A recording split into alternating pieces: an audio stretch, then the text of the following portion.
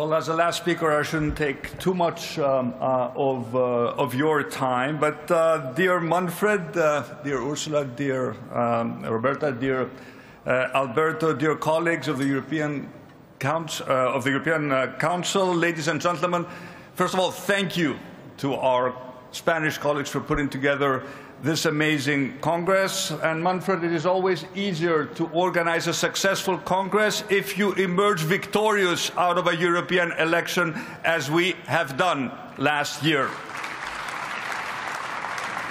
And it's a great privilege to address this Congress today, not just as a Prime Minister of Greece, but also as a committed European, a proud member of the largest, most successful, most stable political family in Europe, the European People's Party. And as many of the other speakers have said, we've gathered here in Valencia at times of uncertainty and disruption. And I think that it is during these times that the stability that the EPP offers becomes so much more important. And of course, the same is also true of the party I have the honor to lead, Democratia, a new democracy, the pillar of political stability and the generator of economic prosperity for my country, Greece. I think we should all be quite proud of what we have achieved over the past years. We should be proud about the fact that we have strengthened our presence in the European Council. We should be proud about the fact that we have re-elected Ursula as head of the Commission. We should be proud of our agenda.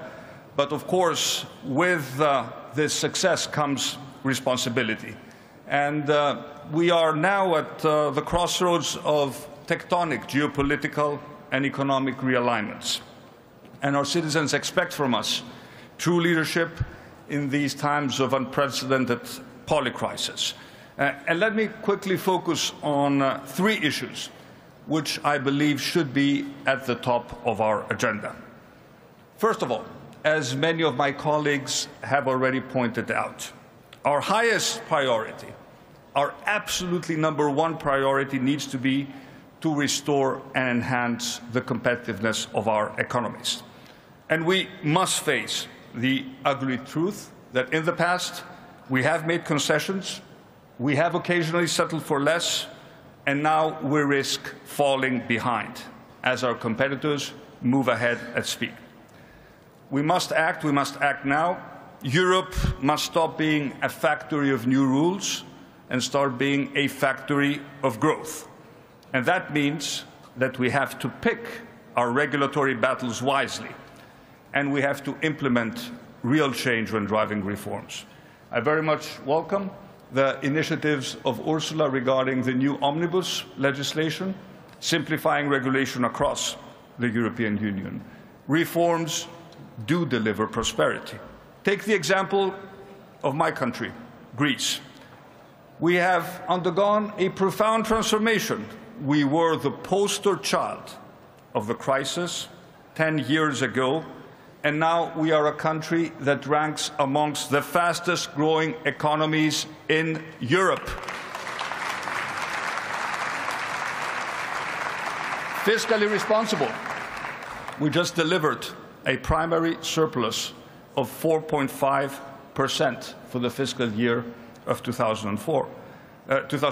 And this is a clear example, ladies and gentlemen, that reforms, amongst them, very important for Greece, tackling tax evasion, creating fiscal space, when pursued with determination and vision, they deliver real results. Reforms do deliver prosperity. We speak a lot about Europe's assistance in driving European growth, but we should not forget, ladies and gentlemen, that the difficult reforms that we need to implement to enhance our competitiveness will be fought in our capitals. These are local battles. Brussels is not going to fight them for us. We need to deliver the reforms locally, we need to fight the populists locally, and we need to project a different vision for an inclusive growth that will leave nobody behind. We, of course, welcome the Draghi report We have to move quickly in accepting its recommendations. And I would like to focus on two issues of particular importance, which are highlighted in the Draghi report. The first is a fully functioning capital markets union, a savings and investment union. We have spoken too long about this priority. It is an absolute priority if we want to strengthen European competitiveness. And the second priority, which was highlighted tragically with what happened in Spain and Portugal over the past 48 hours, is the need for a more integrated electricity market. Grids are European public goods, and they need to be financed as such. And this, again, is an absolute priority to enhance our competitiveness, but also to ensure our energy safety and stability of our energy systems. My second point, made by many of our colleagues, as the geopolitical tectonic plates are moving, peace in our continent, unfortunately, can no longer be taken for granted. It's the foundation upon which prosperity is built, and we must be prepared to defend our values, but also we must be prepared to deter aggression. We have always been, as Greece, a firm supporter of Europe's strategic autonomy within the confines of NATO. We have been doing that for years. Greece has been spending more than 2% of its GDP on defense, even during the difficult years of the debt crisis. We are now spending more than 3% of our GDP on defense. We will commit 25 billion euros over the next 12 years to implement the most drastic transformation in the history of our armed forces. And of course, we welcome the initiatives of the Commission, the creation of additional fiscal space. We have implemented the national escape clause in order to spend more and more wisely on defense. But we also need to create an integrated European defense market for our defense industries. And we need to be careful when we forge strategic partnerships with non-EU actors.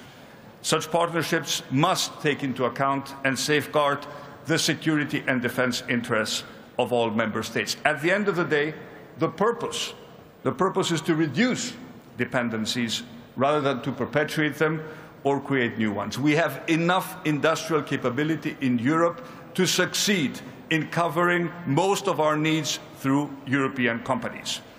My third brief observation is that while we strengthen our defense, we must also seize the opportunities of a rapidly changing world. A great geopolitical realignment is taking place. New powers are emerging. Global supply chains are shifting. And this creates a unique opportunity for Europe to engage with the Global South, with the Mercosur, to implement new trade agreements, to forge partnerships with players who value access to our markets, but who also value our rules, who recognize the importance of mutual respect, cooperation, and shared prosperity. India is a key player in this respect, and I very much welcome the decision by Ursula to visit with a College of Commissioners the Indian capital to signify the importance of this strategic partnership that we are building. And Greece, thanks to its geostrategic position, is at the gateway of India to the European Union, and we stand ready to implement projects connected to the India-Middle East-Europe economic corridor, truly transformative project that can reshape global trade routes, a tremendous economic, geopolitical opportunity. Finally, a quick word on our relationship with our transatlantic partner. I am a firm believer that the transatlantic bond between Europe and the United States is simply too big and too important to fail. It is, despite the turbulences, and we've had turbulences in our relationships also in past decades, it is simply, it has been the cornerstone of peace, democracy, and prosperity.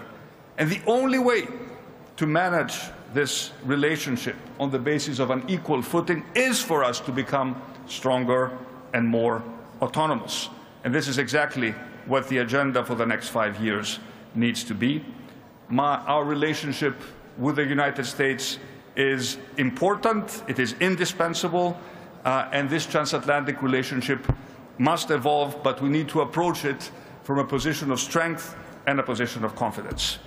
So, dear colleagues, let me conclude by saying again a big thank you to our Spanish hosts for organizing this amazing Congress, by repeating the fundamental belief that in times of crisis, our European citizens will seek political stability and economic prosperity. And right now, the only political family that can deliver on these important goods is our united political family, the European People Party. Thank you very much.